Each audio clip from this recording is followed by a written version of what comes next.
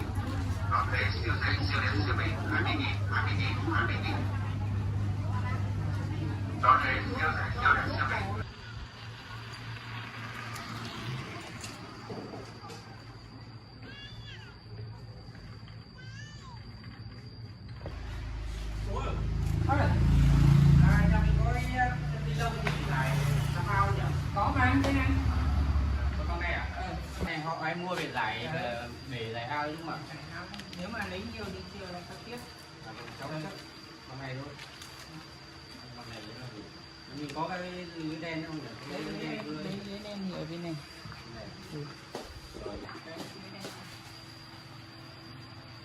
Lấy cháu khoảng cái này nhá.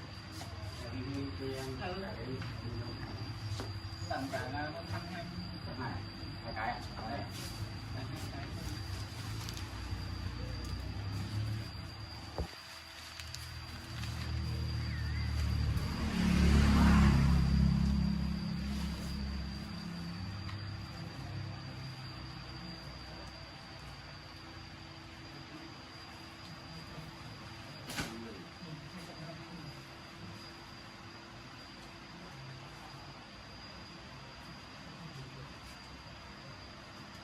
Nào cho lấy tiền không? Về đấy.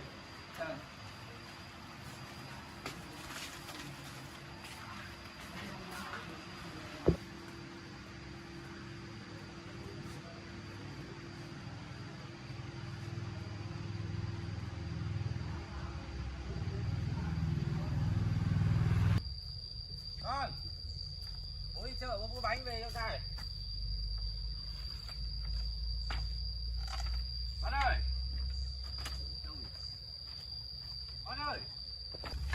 con ơi, đâu rồi? Con ơi, anh ơi, Đạt ơi, anh ơi, Đạt ơi, hai con ơi, đâu rồi? Vào sáng vào nhà bác Hồng. Con ơi, anh ơi, Đạt ơi, hai con ơi, anh ơi, Đạt ơi, anh ơi, Đạt ơi.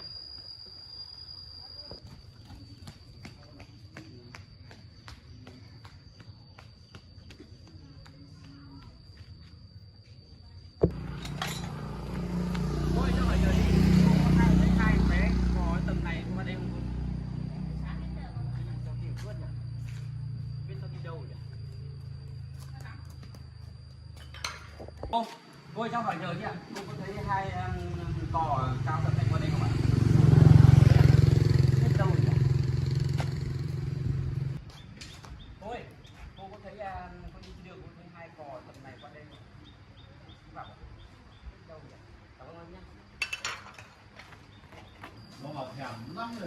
theo tao suốt ngày tao đi bắt tay thì không được đâu. Tài mái cả được. Chào anh. Các anh em hỏi nhờ chị ạ. Các anh có ngồi đây các anh lấy hai cò cao cao tầm này qua đây không ạ? Chả thấy ai. Ok ạ. Vâng, em cảm ơn nhé. Nãy giờ ông mấy công nhiều rồi, chả thấy gì. Nó đâu đấy.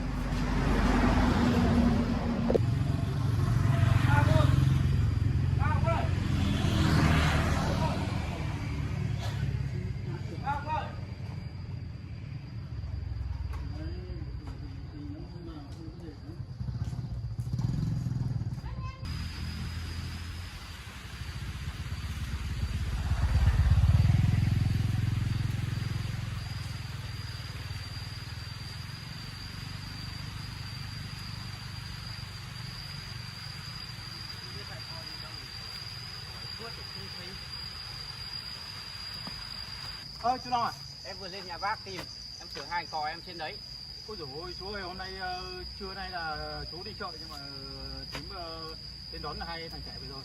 Thế à? Vâng, nhưng mà thực sự ra là thím để lá thư ở trên lá đấy. Vâng vâng. Xem Bác ạ, em tìm khắp mọi nơi xong rồi em hỏi các bác ở trên đường ấy, không thấy.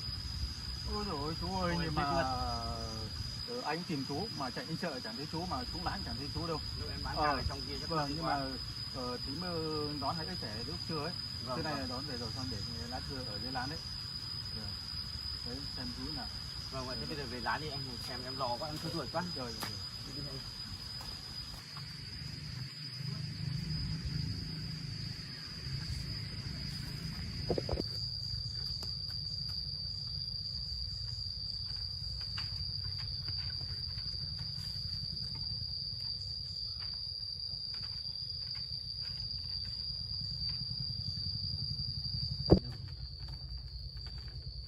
Chú Long ơi, Dạ. trước khi cô đón hai đứa trẻ về rồi xong là cô cũng dặn là cho anh cô để đây này.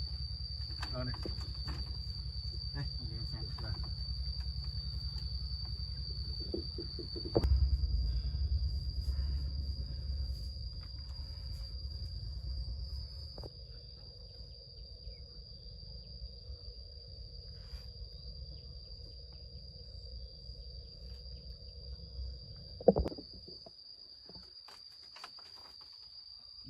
Ở trong thư là cô dặn thế nào chú?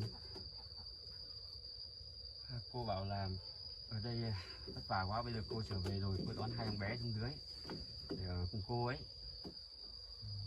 Thôi chú Long ạ, bây giờ là cô đón xuống dưới kia nó có điều kiện hơn. Đấy, mà thì thoảng là chú xuống đấy mà. Bây giờ ba bố con em ở với nhau quen rồi ấy. Cô ấy bỏ đi hơn 1 năm, bây giờ tự dưng đón đi, bây giờ anh biết bây giờ làm sao em ở được đấy. Thôi trước khi cô cũng đón hai cháu xuống dưới đấy thì cũng dặn bảo là thôi có thời gian nào chú xuống thăm hai cháu. Đấy thôi cố gắng thôi chú ạ, làm thế nào được. Bọn trẻ nó còn nhỏ nhưng mà bây giờ thôi trên quê nó cũng nhiều cái thiếu thốn, bây giờ xuống thành phố bây giờ có cơ hội còn học hành. Đấy xem chú nào đấy là có thời gian tạo điều kiện xuống thăm hai cháu. Vâng, cố gắng lên chú ạ. em không biết em phải làm thế nào trong thời gian này bác. Thôi làm thế nào được, thì bây giờ là vợ chồng nó như thế rồi. Đấy, cố gắng thôi để mà Không biết cô đấy có lo được cho bọn trẻ không.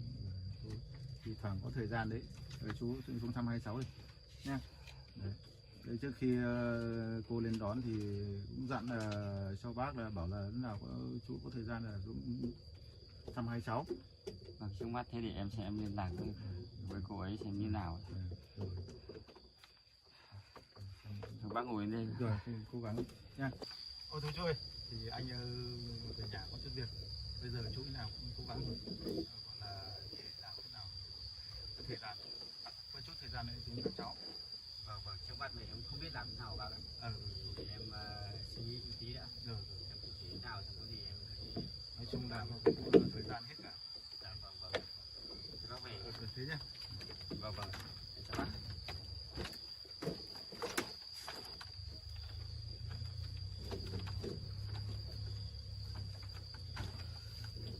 Đây một mình bố làm thế nào đây?